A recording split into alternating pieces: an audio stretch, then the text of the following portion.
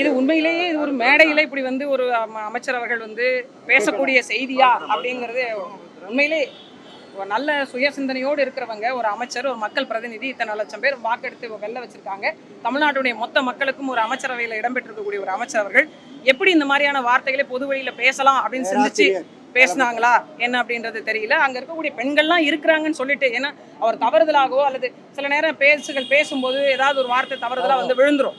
அந்த மாதிரிலாம் இல்லை. அவர் ரொம்ப யோசிச்சு பாரு பெண்கள்லாம் இருக்கிறாங்க, சொல்லலாமா வேண்டாமான்னு தெரியல, இதெல்லாம் சொல்லிட்டு சொல்றதை வந்து ஏற்கவே முடியலங்க. அது ரொம்ப கடினமா இருக்கு. நான் மறுக்கிறதுன்றதை காட்டிலும் அந்த கட்சியில் இருக்கக்கூடிய மகளிர் அணி பொறுப்பாளராக இருந்தாங்க, இப்போ துணை பொதுச் செயலாளராக இருக்கக்கூடிய மரியாதைக்குரிய அக்கா கனிமொழி அவர்களே மிகப்பெரிய ஒரு எதிர்ப்பு தெரிவிச்சிருக்காங்க. இது தமிழ்நாட்டில் இருக்கக்கூடிய பெண்களும், குறிப்பாக அரசியல் இருக்கக்கூடிய பெண்களும் இதை நாங்கள் அருவருப்பாக பார்க்குறோம். இந்த மாதிரியான ஒரு சொல்லாடல்களை அந்த கூட்டத்திலலாம் எதுக்கு பேசுகிறாங்க, முதல்ல எப்படி இவங்க எண்ணத்துக்குள்ள அதெல்லாம் தோணுது, அது இல்லாமல் அதை சொல்லிட்டு அடுத்த வாரம் சொல்கிறோம் இப்படியெல்லாம் பேசி தான் நாங்கள் கட்சியை கொண்டு போய் சேர்த்தோன்றாரு. எனக்கு புரியல. இல்லை, அவங்க கட்சி அதுக்கான நடவடிக்கை வந்து நிச்சயமாக எடுக்கும் அப்படின்றதா. ஏன்னா அவர் ஏற்கனவே கட்சியிலேருந்து பதவியை வந்து விலக்கியிருக்காங்க அப்படின்னு சொல்கிறாங்க.